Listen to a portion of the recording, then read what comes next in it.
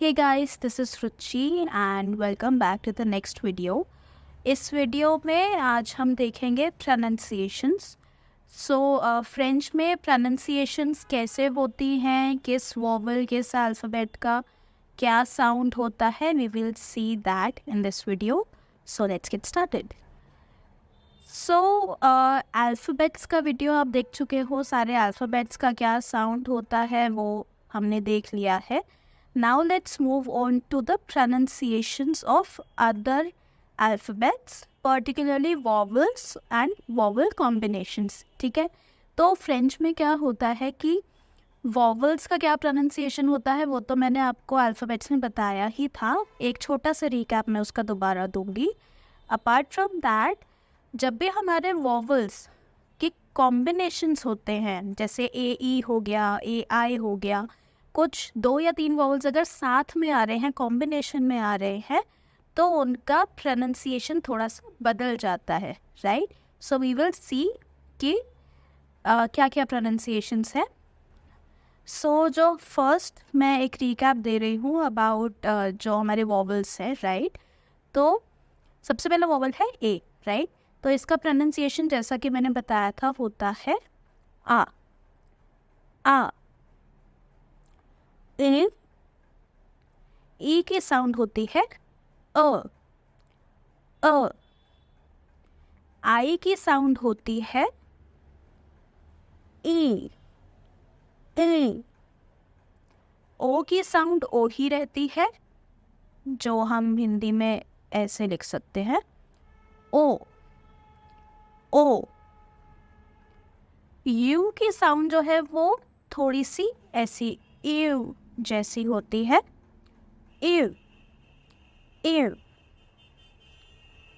Y जो है और एच जो है, ये दोनों हमारे सेमी वॉवल्स होते हैं. ठीक है, जिसे फ्रेंच में बोलते हैं दमी वोयल. दमी वोयल, सेमी वॉवल्स, राइट. सो वाई की जो प्रोनाउंसिएशन होती है वो ई भी होती है और कभी कभी य भी होती है. ठीक है, तो वो कॉन्टेक्स्ट पे डिपेंड करता है. नॉर्मली वाई की जो प्रोनाउंसिएशन होती है वो ई होती है. ठीक है, अगर आपको किसी सेंटेंस में सिर्फ वाई लिखा हुआ दिख जाए तो ई प्रोनाउंस करेंगे उसको, राइट. लेकिन कभी कभी वर्ड्स के बीच में उसकी य साउंड भी आती है. फॉर एग्जाम्पल, जैसे कि ये वर्ड, ठीक है, इसका प्रोनाउंसिएशन क्या होगा, पेये. पेये. तो यहाँ पर वाई का ई भी आ रहा है क्योंकि ए और आई का कॉम्बिनेशन की साउंड ए होती है, इसलिए पे. और वाई की य साउंड भी आ रही है क्योंकि वाई के बाद एक और वॉबल है, राइट. तो पेये. तो बेसिकली ऐसा बोल सकते हैं कि जब वाई के बाद कोई और वॉवल आ जाए तो उसकी य साउंड आ जाती है. ठीक है. एंड एच की जो साउंड है, एच जैसा कि मैंने बताया था, most of the times H silent रहता है, एच की कोई साउंड नहीं होती. हिंदी में या इंग्लिश में एच की ह साउंड होती है, बट फ्रेंच में H most of the times silent रहता है, उसकी कोई साउंड नहीं होती है. अब आगे हम कुछ और वॉवल कॉम्बिनेशंस देखते हैं. जब ए आई साथ में हो या ए वाई साथ में हो तो उसकी साउंड होती है ए. ए. For example, व्रे. व्रे. व्रे का मतलब होता है ट्रू. ए और ई की जो साउंड होती है उसकी साउंड भी ए ही होती है, ए. फॉर एग्जाम्पल, जैसे हम सीवी लिखते हैं ना, सीवी में जो वी होता है दैट इज वीटे. वीटे. फ्रेंच में कोई भी हार्श साउंड्स नहीं होती है, कोई ट, थ, ड, ढ ऐसी कोई साउंड नहीं होती है, सिर्फ सॉफ्ट साउंड्स होती है. तो जहाँ पे टी आएगा वो त होगा. ठीक है, यहाँ मैंने वी टे बोल दिया, ये हम इंग्लिश में नॉर्मली ऐसा बोलते हैं, बट इट्स नॉट वी टे, इट्स वी ते. त. ए यू की जो साउंड होगी ओ. ओ. फॉर एग्जाम्पल, ओ तोम्ब. ओ तोम्ब, उत्तम. ठीक है. ए एन या ए एम, जहाँ पर भी वॉवल के बाद एम या एन आ जाता है फ्रेंच में, वहाँ पर नेजल साउंड आती है, ठीक है। तो एन या एम पूरा पूरा न या म प्रोनाउंस नहीं होता है, सिर्फ नेजल साउंड आती है। तो ए एन या ए एम दोनों की ही जो प्रोनाउंसिएशन होगी वो होगी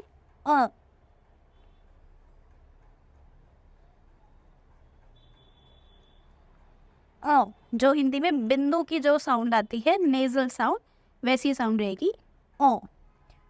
ये कब नहीं होगा? जब ए एम या ए एन के बाद कोई और वॉवल आ जाए, क्योंकि जब कोई और वॉवल आएगा तो उस वॉवल की भी साउंड आएगी, तो वहाँ पर नेजल साउंड नहीं होगी। फॉर एग्जाम्पल यहाँ पर ए एम है तो ओ साउंड होनी चाहिए, लेकिन एम के बाद क्योंकि एक और ए है, एक और वॉवल है, तो आ मो और ए एन की साउंड ओ। आ मो, आ मो, आमो। आमो मतलब लवर। ई आई की जो साउंड होती है वो होती है ए साउंड, ठीक है। ए। सेन, सेन। यहाँ पर ई आई है तो से, और एन के बाद ई है, ई की साउंड होती है तो सेन। सेन एक रिवर का नाम है जो कि फ्रांस में ही है, ला सेन, सेन रिवर आपने सुना होगा। एयू, एयू की साउंड होती है अ भी होती है और यू भी होती है। जब ई और यू वर्ड के बीच में आता है तब उसकी अ साउंड होती है, और जब वर्ड के स्टार्टिंग में आता है तो यू साउंड होती है, ठीक है। फॉर एग्जाम्पल यहाँ पर स्टार्टिंग में आ रहा है तो यूरो, यूरो। अब अगर वर्ड के बीच में आ रहा है तो क्या होगा? फॉर एग्जाम्पल मैंने यहाँ ले लिया ये वर्ड पर, ठीक है। ई यू वर्ड के बीच में आ रहा है तो अ साउंड, पर का मतलब होता है फियर। ई एन या ई एम, इसकी भी सेम साउंड होती है ओ, राइट। फॉर एग्जाम्पल तो, तुम। ई आई, ई आई की साउंड ई ही रहती है, ठीक है। फॉर एग्जाम्पल सेरी, यहाँ पर ई के ऊपर एक एक्सेंट भी होता है, राइट। सेरी, सेरी। अगर आपने एक्सेंट्स वाला वीडियो नहीं देखा है तो आप वो भी देख लीजिएगा, वहाँ पर मैंने सारे एक्सेंट्स और किस एक्सेंट के साथ क्या प्रोनाउंसिएशन में चेंज आता है, क्या मीनिंग में चेंज आता है, वो सब डिस्कस किया है मैंने, राइट। देन आई एन और आई एम, इनकी साउंड होती है ए, ए। ये भी नेजल साउंड होती है, right. For example A por tom, एम्पोक्टोम, एम्पोक्टोम, ठीक है। आर जो है, क्योंकि मैंने पहले भी बताया था जो फ्रेंच लोग होते हैं उनकी जीभ मुड़ नहीं पाती है पूरी, तो वो पूरा र प्रोनाउंस नहीं करते हैं, वो बीच में ही कहीं रह जाता है, तो एम्पोक्टोम। ओ आई, उआ, ओ आई की क्या साउंड होती है? उआ, उआ। फॉर एग्जाम्पल मुआ, मुआ, मुआ का मतलब मैं, right. O U, O U की साउंड होती है बड़े ओ वाली ओ।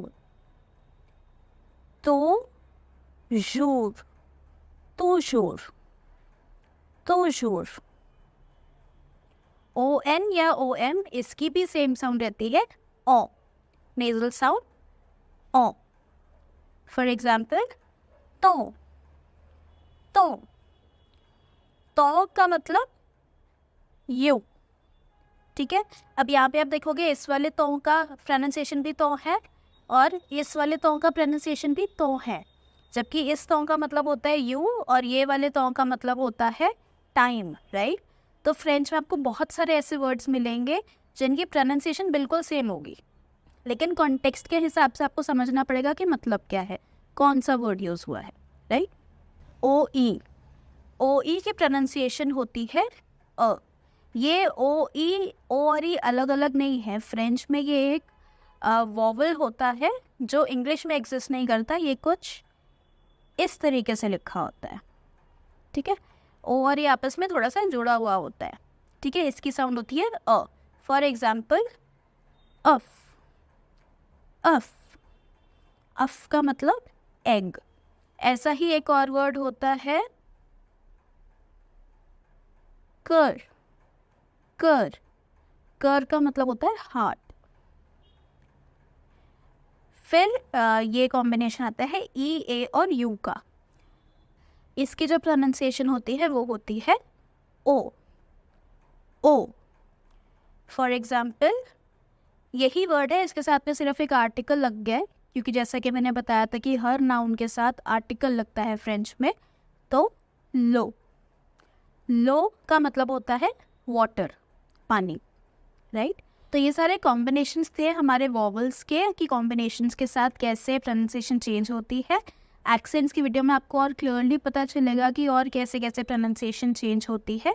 यहाँ पर एक दो चीज़ें और हैं जो मैं एम्फसाइज करना चाह रही हूँ, कि कुछ रूल्स होते हैं प्रोनाउंसिएशन के फ्रेंच में। फॉर एग्जाम्पल जैसे रूल नंबर 1 मैंने आपको बताया कि फ्रेंच में कोई भी हार्श साउंड्स नहीं होती हैं, ट, ठ, ड, ढ, ये सब नहीं होता है।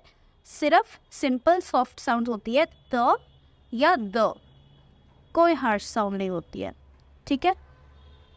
तो त या द, जहाँ पे टी होगा या डी होगा उसकी यही प्रोनाउंसिएशन होगी, त या द।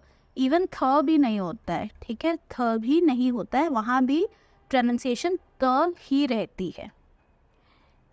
अगला रूल है कि हम हमेशा वॉवल के साथ ही कॉन्सोनेंट की आवाज़ प्रोनाउंस करते हैं। ऐसा कॉन्सोनेंट है जिसके बाद में कोई वॉवल नहीं लगा है तो उसकी कोई साउंड नहीं होती। फॉर एग्जाम्पल जैसे अभी हमने देखा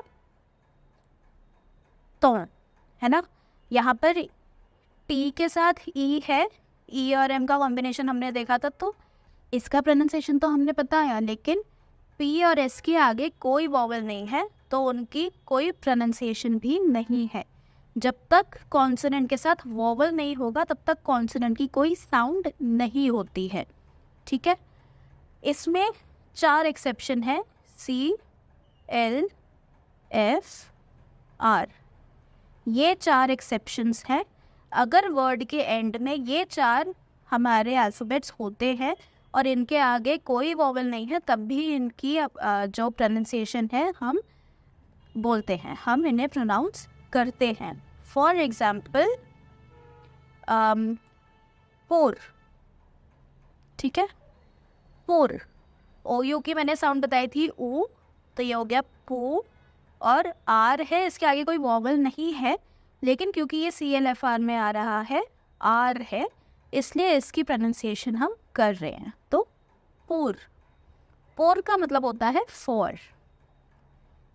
फिर एस की जो प्रोनाउंसिएशन होती है वो नॉर्मली स साउंड होती है, लेकिन जब एस के आगे और पीछे दोनों जगह वॉवल होते हैं तो उसकी ज साउंड हो जाती है। और डबल एस की हमेशा स साउंड ही रहती है, चाहे उसके आगे पीछे वॉवल हो या ना हो।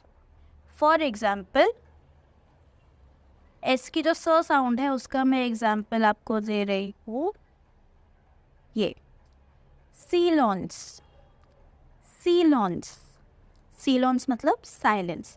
यहाँ पर एस के बाद बस एक वॉवल है तो एस की स साउंड है। अगला एग्जाम्पल देखते हैं,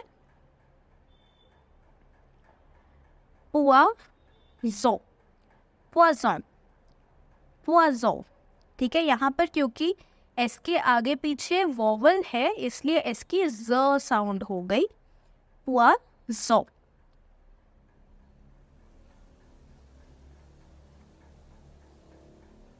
अगला एग्जाम्पल, पोइसॉन, पोइसॉन, क्योंकि यहाँ पर डबल एस है तो आगे पीछे वॉवल हो या ना हो डबल एस की स साउंड ही रहती है, पोइसॉन, ठीक है। तो सीलॉन्स का मतलब तो साइलेंस ही होता है, लेकिन ये दोनों वर्ड्स जो हैं ये देखने में और सुनने में बहुत एक जैसे लग रहे हैं, बट इनका मीनिंग बहुत अलग है। पोइज़न जिसमें एस की ज साउंड आ रही है, इसके आगे पीछे वॉवल है, एक सिंगल एस है, पोइज़न। इसका मतलब होता है पॉइजन, ठीक है, जहर, पॉइजन। लेकिन पोisson जिसमें डबल एस है, जिसमें स साउंड है, उसका मतलब होता है फिश। तो सिर्फ एक स और ज के डिफरेंस से वर्ड का पूरा मीनिंग चेंज हो गया। पोisson पॉइजन, पोisson फिश। तो सिर्फ स और ज से मतलब आप फिश से सीधा पॉइजन पे आ सकते हो। तो you have to be very careful about the pronunciations. So that was all for today. I hope you liked the video, and अगर वीडियो पसंद आई हो तो please like, share and subscribe. Thank you.